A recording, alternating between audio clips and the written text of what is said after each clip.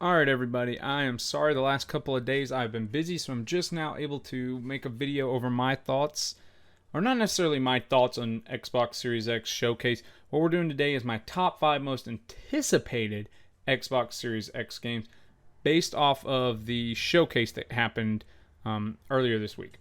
So without further ado, if you are interested in hearing my whole thoughts on the showcase, Jessica and I are going to try to do like a podcast style video later. So hopefully we'll have some free time and can film that. And per usual, pardon the cars, and let's get into my top 5 most anticipated Xbox Series X games based off the showcase. Alright guys, so coming in at number 5 is Everwild. Now admittedly, I haven't played too many games by the studio Rare. I loved GoldenEye and Donkey Kong 64 back on the Nintendo 64. However, since being acquired by Microsoft midway through GameCube's lifespan or so, I've missed out on most of the Xbox exclusives. I played Perfect Dark Zero with my 360 because that was a launch title, and that's about it. I missed out on Banjo and Rare Replay, so I haven't got to play too much of their stuff. Still, I can recognize the powerhouse that once was Rare, even if they are a far cry from their former glory. With all that said, I'm excited to see the next chapter in their game developing lifespan. This game has the potential to be number 1 or 2 on this list by the time, excuse my dogs, by the time it is actually released, because to my knowledge, I'm under the impression that this is going to be Rare making almost like a Breath of the Wild open sandbox kind of game. But the reason this game is at number 5 is the same reason that's holding back plenty of these games, and that's there's no gameplay footage. Now, this is something you've probably heard if you've watched any kind of review over the Xbox Series conference, whether that be in written or spoken format. It's not a deal breaker for me. I can still get excited for these games. A lot of people are like, I just can't get excited for anything Microsoft's doing. There's no gameplay footage. And while that is partially true, there's still a lot of value in this showcase and even in a trailer such as Everwild. But trust me, I'm excited to see what Rare does with an open world sandbox game. The simple fact is that some of these games on this list have more gameplay footage and are further along, meaning it's easier to get hyped for those games. Coming in at number 4 is Grounded. Now, a month ago, if I had done this list, I'm almost certain this game would have been number 1 on the list. I had heard of some big name franchises tossed around and even some announcement trailers for some games, but without a doubt, Grounded was one of the furthest games along in the Xbox's catalog. I even think Obsidian has been teasing a demo for this month. Grounded is developed by the studio Obsidian, as mentioned, an up-and-coming juggernaut in the field. They've got their big break working with Bethesda to make Fallout New Vegas an absolute gem. And then they've secured their reputation in last year's smash hit Outer Worlds. They are currently working on their next big blockbuster in Avowed, but they are giving us a holdover in the form of Grounded, a game that looks like Honey, I Shrunk the Kids set in a Fallout universe. The player will take control of one of 4 kids and try to survive the dangers of their backyard, while also discovering plenty of secrets along the way. This game looks like it will be a great addition to Obsidian's arsenal of titles. And yes, I'm very excited for this one. But just with them having Avowed on the surface, I know that's going to be their next big franchise. It'll be very interesting to see what comes of Grounded, though. Number 3 is Fable. I may be lying to myself here. In fact, this game has played musical chairs with the top 3 spots since watching the announcement trailer a couple of days ago. Honestly, if I did this list tomorrow, there's a chance Fable could be number 1. Fable was the first Xbox franchise that I fell in love with. I played Fable 1 as a kid, and then I grew up with Fable 2 and 3 on the 360. It is arguably my favorite Xbox exclusive franchise. It was completely omitted from the Xbox One's library. Needless to say, I've been craving more Fable in my life. As of right now, I think Fable is the closest thing to Microsoft has to a console seller, which you'll see in a minute. So why is it number 3? That's simple. Numbers 1 and 2 have gameplay footage, which I say all that to say that Fable at this rate could be 2 years away. It could be next year's big title. I don't know. It's hard for me to get excited for these games that I just don't know a lot about them, right? Like we saw a 10-second clip for Fable or something to that effect. Number 2 is Balan Wonderworld. I hope I'm saying that right. I don't know. But this game looks just simply amazing. When the first 2 years of the Xbox Series X life is over, I think this game has a legitimate shot at being the best game on the console. Now, it is touted as being created by the man who created the Knights franchise, so you can rest assured that this game will have plenty of charm and character. It's number 2 over Juggernaut studios such as Rare and Obsidian because it actually had gameplay. I mean, it's true, okay? Like, I know we're beating a dead horse here, but this had gameplay and a release date. You got a vibe for what you were going to be doing and what this game wants to be. I can visualize myself owning this game and playing it and getting lost in its worlds.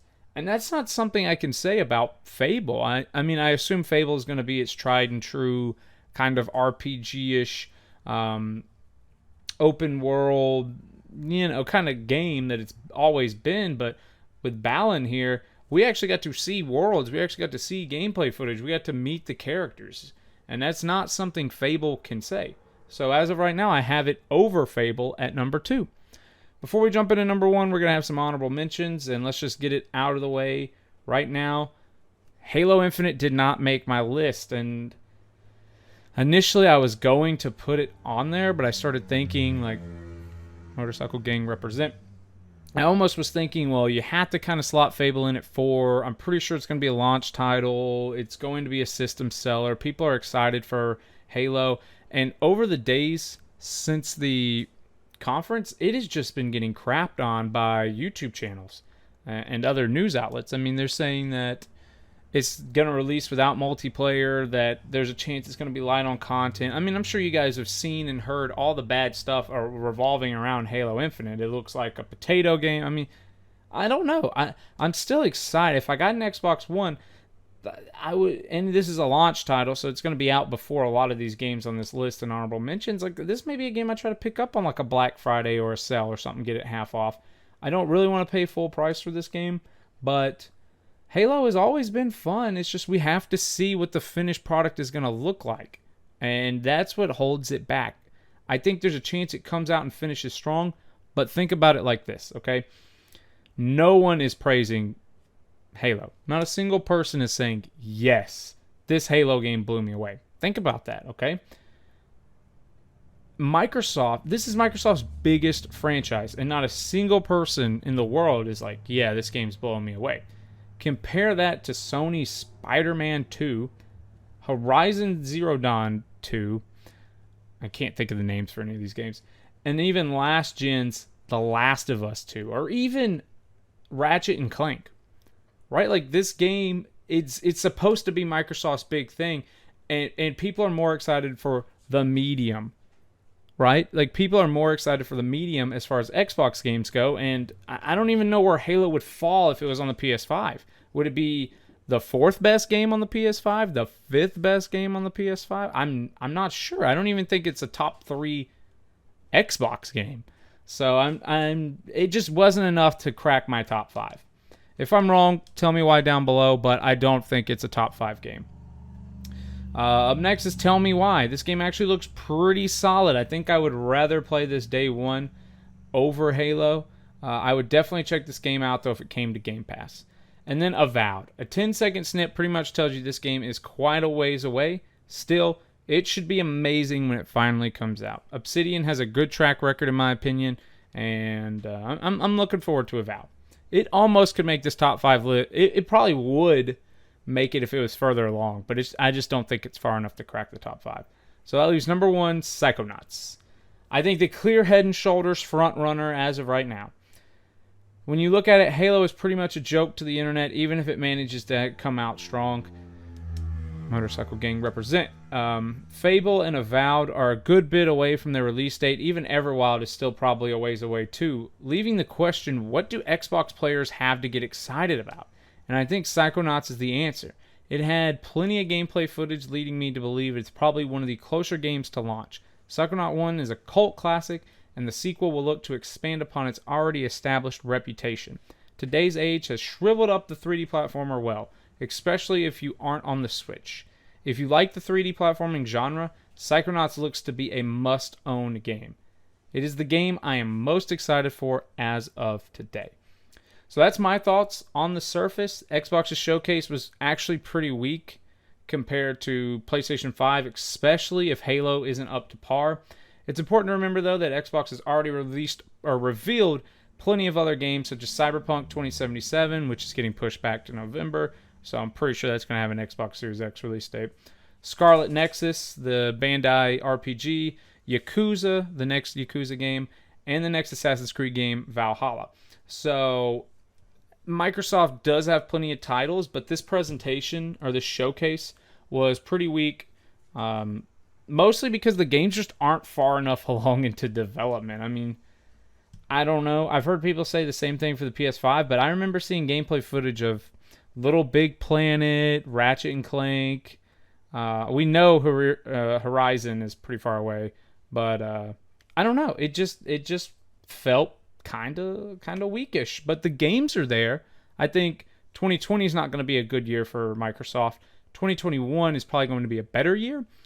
But by 2022, Microsoft should have all these games in full swing. And I think once we actually get gameplay trailer, people will be a lot more excited for Microsoft's offerings. But right now, Everwild's too far away, Fable's too far away, Avowed's too far away. Just these big games, and then you talk about the games that are coming out, like Halo, just not hitting the mark. And I think you understand why people are a little disappointed. But again, we might be talking about all that in my thoughts and reflections when I get Jessica on here to have a conversation with me about Microsoft's new console. Let me know, what games are you most excited for? Mostly from the showcase. I mean, if you're going, well, no, I'm mostly excited for the new Assassin's Creed game, then sure, you can say that. But if you can limit it to the showcase, that's really the topic of today.